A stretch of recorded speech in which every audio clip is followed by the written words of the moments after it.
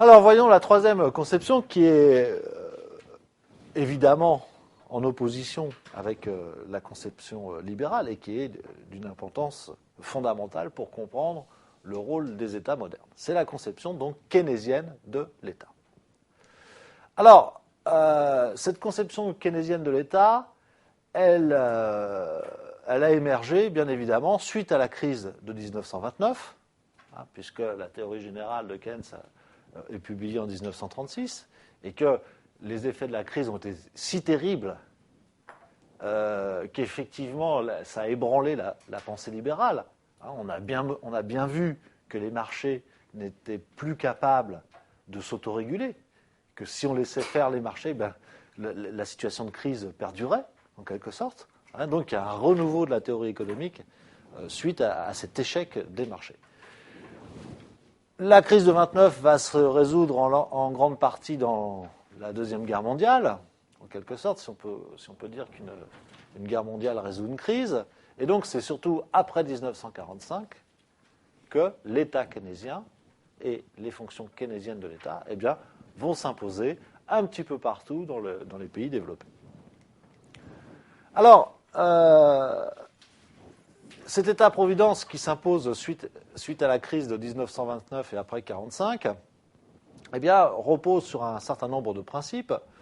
On se dit alors que l'État a pour mission le bien-être économique et social des citoyens.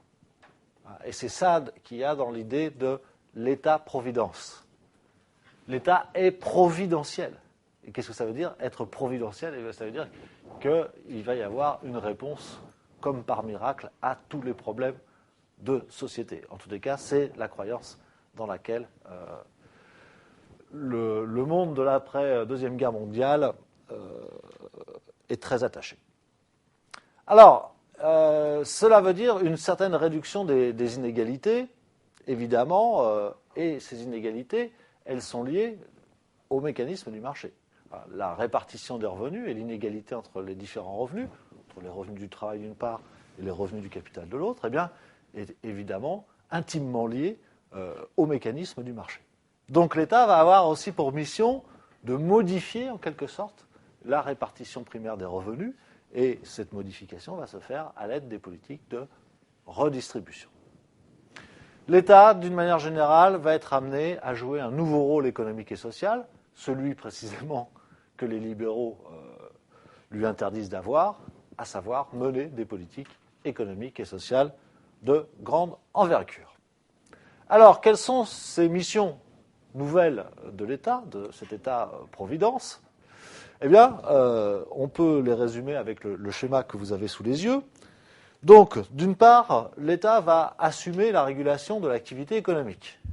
Alors ça, c'est reconnaître que les marchés ne fonctionnent pas toujours de manière optimale et qu'un agent au-dessus des marchés va être amené, par ses interventions, à faire mieux fonctionner, en quelque sorte, les marchés.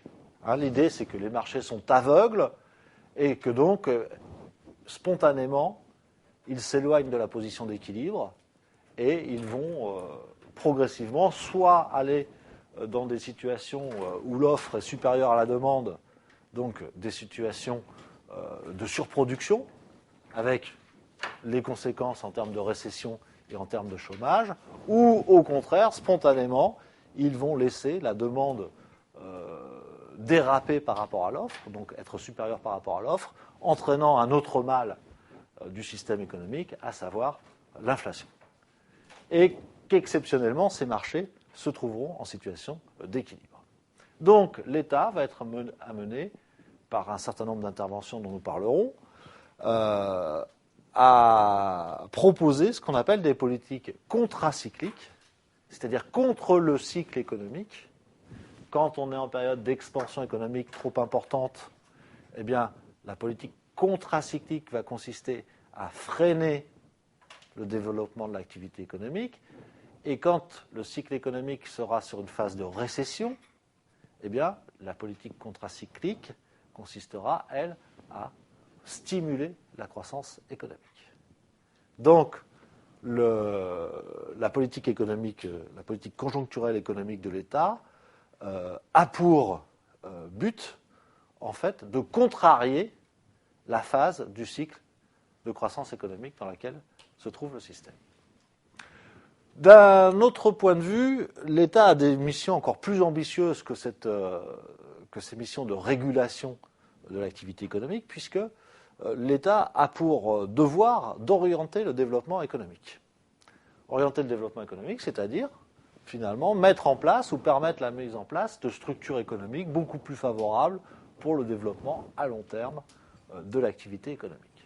C'est ce que l'on appelle la mise en place de politiques structurelles, politique industrielle par exemple, politique de la concurrence, mais aussi quelque part politique d'infrastructure, celle dont parlait Smith et que je relatais tout à l'heure. Et puis c'est aussi par le biais, ça s'est fait comme ça en tous les cas en France, dans l'immédiat après-guerre et jusque dans les années 90, par le biais d'entreprises publiques, où on va essayer de pousser un certain nombre de secteurs d'activité, un certain nombre de spécialisations de l'économie française. Donc, deuxième mission, orienter le développement économique. Troisième volet de ces interventions de l'État, un volet plus strictement social, puisque l'État va avoir pour mission, d'une part, d'organiser la protection sociale et, d'autre part, de proposer une redistribution des revenus. Ce qui veut dire qu'on reconnaît à l'État un rôle tout à fait nouveau, qui est celui d'être responsable de la cohésion sociale, c'est-à-dire que les Français ne soient pas, il n'y a pas trop d'inégalités entre les Français pour que la société soit cohérente, pour qu'il y ait un minimum de conflits sur les territoires nationaux. Et ça veut dire aussi que l'État va proposer, et en France ça s'est appelé la sécurité sociale, au centre du dispositif, eh bien, un système de couverture des risques qui pèse ces risques sur les individus. La lutte contre les inégalités de revenus eh bien, va reposer sur un transfert de revenus des plus riches vers les plus pauvres. Et ce transfert de revenus va se faire en deux temps. D'une part, par un système d'impôt progressif, on va prendre proportionnellement beaucoup plus aux riches. Et cet argent qu'on va prendre beaucoup plus que proportionnellement aux riches, eh bien, on va le redistribuer sous forme de revenus de transfert à ceux qui en ont besoin. Donc cette politique de transfert de revenus, il y a un temps de prélèvement, donc c'est la politique fiscale, et ensuite il y a un temps de redistribution, et c'est la politique effectivement de revenus sociaux, de revenus de transfert. Donc voilà, si vous voulez, dans l'après-guerre, comment l'intervention de l'État se met en place dans ces trois domaines que sont la régulation de l'activité économique, l'orientation du développement économique à long terme et les politiques sociales et de couverture des risques sociaux.